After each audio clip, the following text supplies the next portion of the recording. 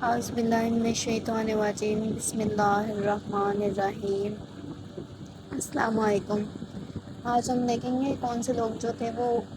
پہلے جو تھے وہ ایمان لے کے آئے تھے، ٹھیک ہے۔ یہ بالکل فطری بات ہے کہ رسول صلی اللہ علیہ وسلم سب سے پہلے جو تھے ان لوگوں پر اسلام پیش کرتے تھے جن سے آپ صلی اللہ علیہ وسلم کو سب سے گہرا رابطہ ہوتا تھا، رشتہ یا وہ نا مطلب جو ان کے گہرا رشتہ اور رابطہ ہوتا تھا اسی کو مطلب انہوں نے کیا کیا تھا کہ انہی سے کام سٹارٹ کیا تھا، مطلب اپنے گھر والوں سے، اپنے دوستوں سے اور ان لوگوں سے جن کے نہ چہرے پہ انہوں نے کیا کر لیا تھا، پہچان لیا تھا کہ یہ بھلائی کے راستے پہ ہیں، یہ خیر کے راستے پہ ہیں، مطلب ان کو اسلام کی دعوت دی، مطلب جن کا ان کو یقین تھا کہ یہ صادق ہیں، مطلب کہ سچے ہیں اور مطلب اپنے نفس پہ بھی قابو ہے، رسولوں کی عظمت کو بھی جانتے ہیں اور وہ سچائی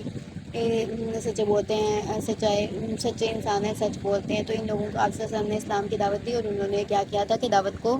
قبول بھی کر لیا تھا۔ اور ان میں سب سے پہلے کون تھی؟ حضرت خدیجہ ام المومنین، حضرت محمد صلی اللہ علیہ وسلم کی جو وائف تھی انہوں نے اسلام قبول کیا تھا۔ اس کے بعد آپ صلی اللہ علیہ وسلم کے جو غلام تھے آزاد کردہ، حضرت زید بن حارث انہوں نے کیا تھا، اور پھر اس کے بعد جو چچا زاد بھائی تھے حضرت علی بن ابی طالب انہوں نے کر لیا تھا، اور وہ جو آپ صلی اللہ علیہ بچپن سے آپ صلی اللہ علیہ وسلم کی کفالت میں تھے انہوں نے بھی کیا تھا اسلام قبول۔ پھر آپ کے یار غار جو تھے حضرت ابوبکر صدیق انہوں نے بھی اسلام قبول کر لیا تھا۔ ان لوگوں نے جو تھا وہ حضور صلی اللہ علیہ وسلم کے دعوت دیتے ہی جو تھا اسلام قبول کر لیا تھا۔ پھر ان لوگوں نے بھی اسلام کی تبلیغ شروع کر دی تھی۔ اسی طرح پھر آہستہ آہستہ کیا ہوا تھا کہ مرد اور عورتیں جو تھیں وہ رفتہ رفتہ جو تھی نا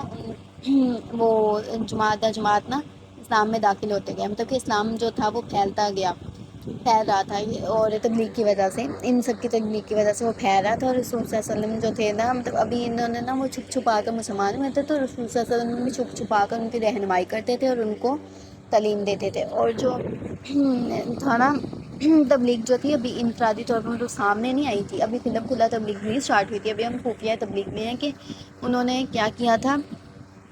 انہوں نے یہ کیا تھا کہ